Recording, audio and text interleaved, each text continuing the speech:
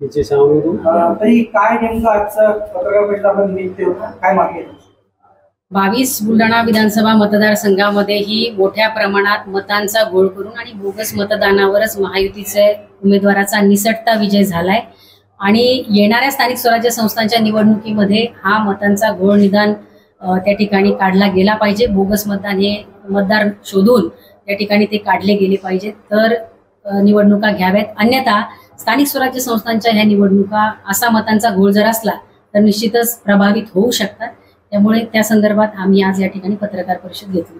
काय फॉर्म्युला आहे निवडणूक आयोगाला आपल्या देण्यासाठी आपल्याकडे? 22 बुलढाणा विधानसभा मतदारसंघामध्ये मी महाविकास आघाडीकडून शिवसेना उद्धव बाळासाहेब ठाकरे पक्षाच्या वतीने निवडणूक लढवली आणि 90,819 मतं मला मिळाली। अवघ्या 841 मतांनी मला पराभव स्वीकारावा लागला। ज्यावेळी लोकांमध्ये आम्ही जातोय त्यावेळी लोकांचं म्हणणं आहे की तुम्ही निवडून यायला हव्या होतात, आम्हाला विश्वास नाहीये। अनेक गावांमध्ये असं झालंय की आम्हाला विश्वास नाही की आमच्या गावातून इतकं कमी मतदान तुम्हाला मिळालं असेल। ज्यावेळी हे आमच्या कानावर आलं आणि त्यानंतर आम्ही मतदार याद्यांच्या संदर्भामध्ये अभ्यास केला आणि आदरणीय आमचे नेते आदित्यजी ठाकरे साहेब यांनी काही दिवसांपूर्वी जे पत्रकार परिषद घेऊन त्या ठिकाणी सांगितलंय, सप्रमाण सिद्ध केले की मतदार याद्यांमध्ये घोळ आहे। आदरणीय राहुलजी गांधी यांनी सुद्धा देशस्तरावर ही बाब सिद्ध केलेली आहे। त्यावेळी बुलढाणा विधानसभा मतदारसंघामध्येही हा यादीतला घोळ आहे हे सिद्ध करायचं होतं आणि त्यासाठी जेव्हा मतदार यादीचा पूर्ण अभ्यास केला त्यावेळी असं लक्षात आलंय की बुलढाणा विधानसभा मतदारसंघामध्ये जवळपास मयत मतदारांची संख्या ही 5,291 आहे। 337 बूथ आहेत आणि 5,291 मयत मतदार आहेत। या 22 बुलढाणा विधानसभा मतदारसंघामध्ये जवळपास 7,400 मतदार हे दुबार आहेत।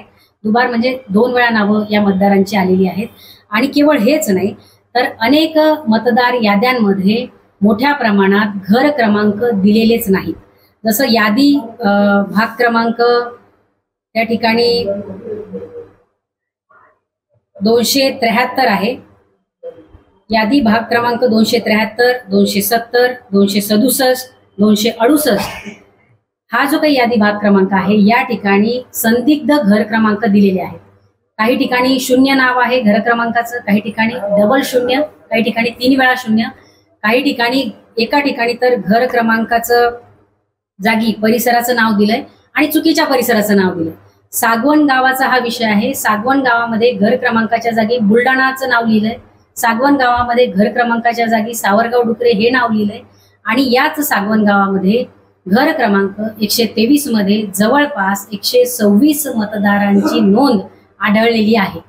या घरामध्ये 126 मतदार राहतात असं आढळून आलंय आणि ते मतदारही जसा सर्व धर्म समभाव असतो तशाच पद्धतीने त्या ठिकाणी जिने आहेत, त्या ठिकाणी हिवाळे आहेत, इंगळे आहेत, शेळके आहेत, सोनुने आहेत, त्याचबरोबर त्या ठिकाणी फारुखबाई सुद्धा राहतात।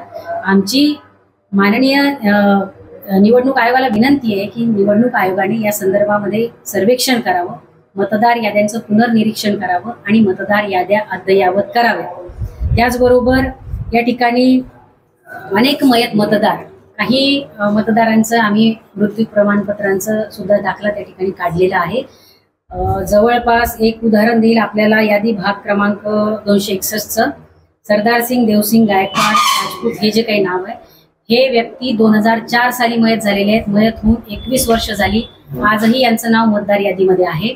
त्याचबरोबर 2011 आणि 2016 साली 2010 साली मयत झालेल्या मतदारांची ही नावं अजूनही मतदार यादीमध्ये आहेत। पण काही जसे शासकीय कर्मचारी असतात त्यांच्या नाव